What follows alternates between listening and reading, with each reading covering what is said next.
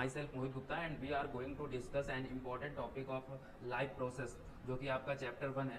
और ये topic life process का इतना इंपॉर्टेंट टॉपिक है कि यहाँ से पर ईयर एक ना एक क्वेश्चन आता ही आता है, कुछ ना कुछ यहाँ से पूछ ही लेगा, खासकर सीबीएसई बोर्ड के लिए। एंड इस टॉपिक को डिस्कस करने के बाद हम लोग इसकी एक्टिविटी भी डिस्कस करने वाले हैं, जो कि एनसीईआरटी में 6.1 एंड 6.2 में दिया गया है, आप पढ़ेंगे उसको, ठीक है। So the topic is nutrition in plants,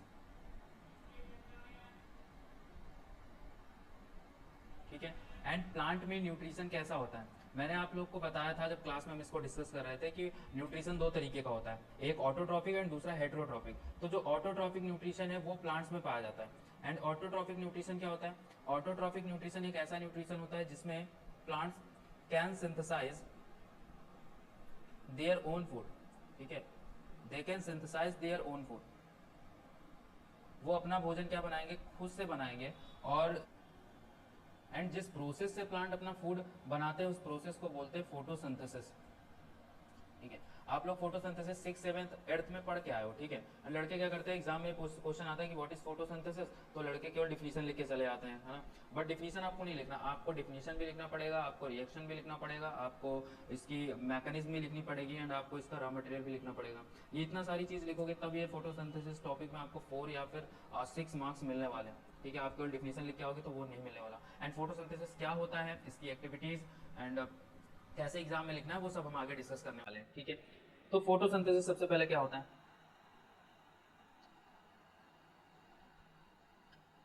तो बेटा जैसे फोटो, तो फोटो का मतलब आप लोग समझते हो, फोटो यानी लाइट। एंड सिंथेसिस, सिंथेसिस का मतलब होता है बनाना यानी फॉर्मेशन, फॉर्मेशन यानी बनाना। एंड ठीक है, एंड किसको बनाना, फूड को बनाना, है ना। जब फूड का फॉर्मेशन कैसे किया जाता है, लाइट की प्रेजेंस में, लाइट के द्वारा किया जाता है, लाइट से करा जाता है, तो हम उसको क्या बोलते हैं, फोटोसिंथेसिस बोलते हैं, ठीक है। जैसे मान लीजिए आपके घर में किचन है, ठीक है, तो वहां पे फूड बनाया जाता है ना, तो वैसे ही जो सेल का किचन है वो किसको बोला जाता है, क्लोरोप्लास्ट को।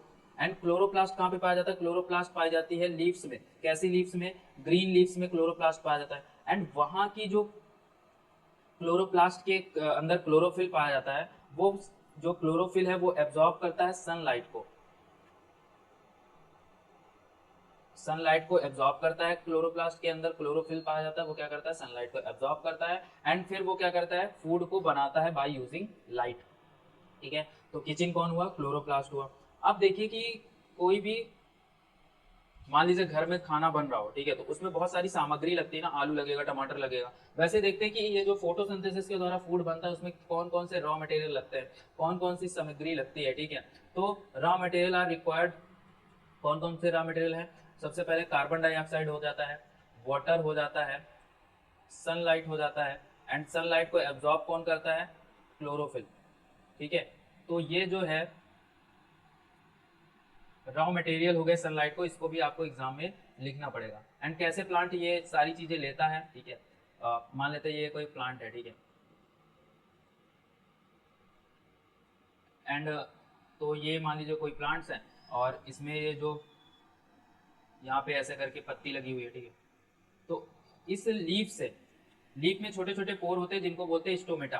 तो स्टोमेटा क्या करता है, स्टोमेटा से कार्बन डाइऑक्साइड अंदर आता है एंड ऑक्सीजन बाहर निकलता है प्लांट से, ठीक है। और कार्बन डाइऑक्साइड कैसे आया वो पता चल गया। वाटर कहाँ से आ जाएगा, वाटर बाय रूट, रूट क्या करेगा, रूट एब्जॉर्ब कर लेगा वाटर को, ठीक है। वाटर को कौन एब्जॉर्ब कर रहा है, रूट। एंड सनलाइट कैसा आएगा, इसी लीव्स में क्या पाया जा रहा है, क्लोरोफिल पाया जा रहा है, क्लोरोफिल एब्जॉर्ब सनलाइट, क्लोरोफिल क्या करता है बेटा, सनलाइट को एब्जॉर्ब करता है। तो सनलाइट एंड क्लोरोफिल सबका फंक्शन आपको समझ में आ गया है, ठीक है। तो रॉ मटेरियल हो गए। एंड अब यूज कैसे होता है उसका देखिए, आप देखिए मैकेनिज्म ऑफ फोटोसिंथेसिस, यानी ये सारी चीजें हो कैसे रही हैं वो आप देखेंगे बाय स्टेप। सबसे पहले एब्जॉर्प्शन ऑफ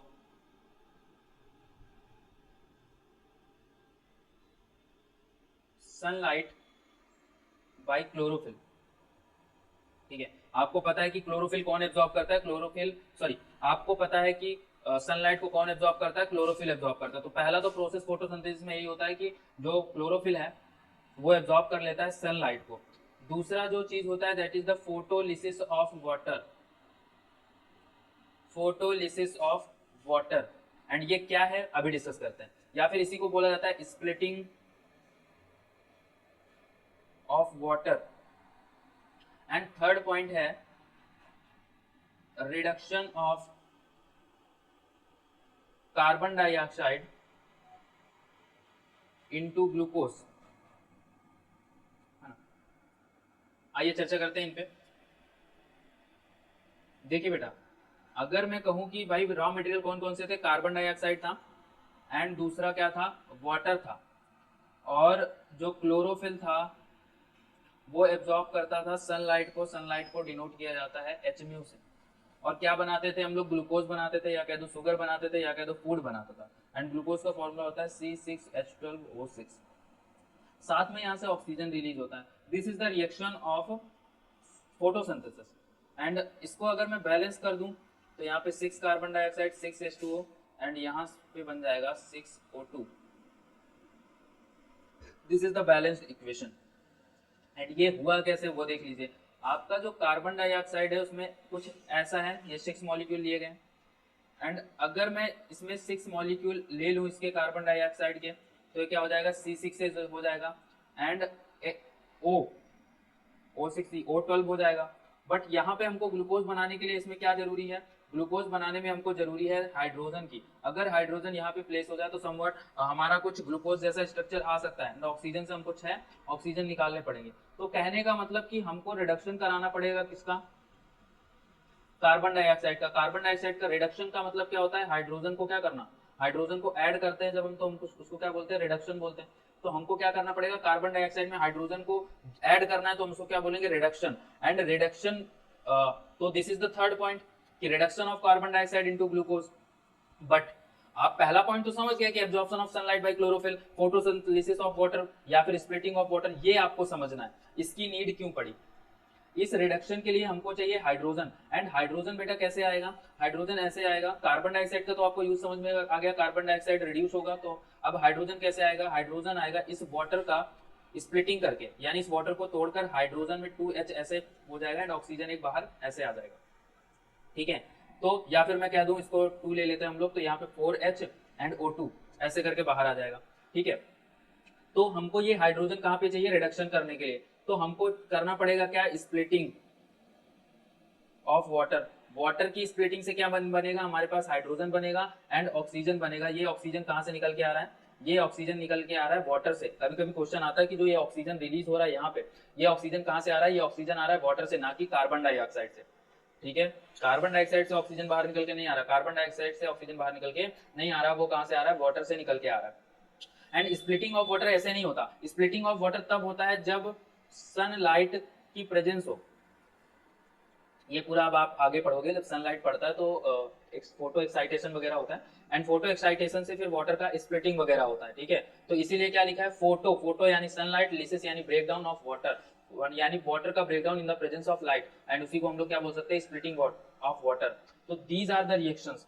अब देखिए, कभी कभी सीबीएसई बोर्ड में पूछा जाता है कि what is light reaction and what is dark reaction. तो ये जो ऊपर की रिएक्शन है जहां पे हम हाइड्रोजन यानी रिड्यूसिंग एजेंट के लिए काम कर रहे हैं, उस चीज को हम लोग बोलते हैं light reaction. And light reaction chloroplast के किस पार्ट में होता है? लाइट रिएक्शन क्लोरोप्लास्ट के थैलाकॉइड वाले पार्ट में होता है। आपने क्लास 9th में उसको पढ़ा है। एंड नहीं भी जानते हो तो कोई बात नहीं है, केवल नाम याद कर लो उसको। एंड ये जो लास्ट रिएक्शन है जो कि reduction of carbon dioxide into glucose, ये होता है स्ट्रोमा वाले पार्ट में। एंड इसी को बोला जाता है डार्क रिएक्शन। कभी कभी पूछा गया है सीबीएसई बोर्ड में कि व्हाट इज डार्क रिएक्शन। तो डार्क रिएक्शन का मतलब क्या है? In the stroma the carbon dioxide reduce into glucose, this is dark reaction. And light reaction में क्या है? सबसे पहले सनलाइट को एब्जॉर्ब किया है क्लोरोफिल ने एंड फोटोलिसिस ऑफ वाटर हुई है। किसके लिए हुई है? ताकि हम रिड्यूसिंग एजेंट यानी हाइड्रोजन को बना सके, है ना। रिड्यूसिंग एजेंट NaDH2 ये सारी चीजें होती हैं, वो हाइड्रोजन की प्रेजेंस में बनेगा जब वाटर टूटेगा हाइड्रोजन एंड ऑक्सीजन में। Are you getting my point?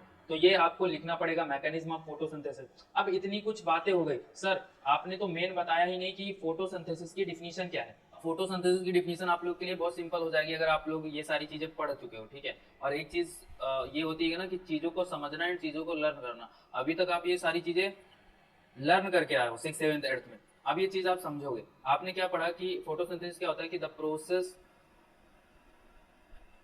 इन विच, ये कहां पे होता था, क्लोरोप्लास्ट में। तो chloroplast of the green leaves synthesizes, या फिर प्रिपेयर भी यूज कर सकते हो, फूड, या फिर शुगर भी यूज कर सकते हो, by using carbon dioxide and water in the presence of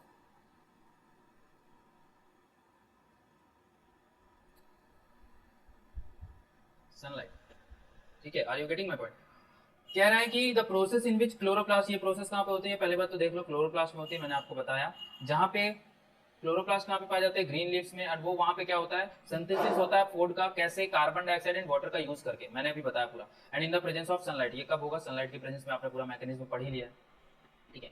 अब सर ये डिफिनीशन आपने स्टैंडर्ड डिफिनीशन तो बताई है, but this definition is very long. तो इसके लिए आप क्या करो, एक छोटी सी डिफिनीशन याद कर लो। अगर ये डिफिनीशन नहीं याद हो रही है तो ये डिफिनीशन याद कर लो कि process by which green plants prepare their food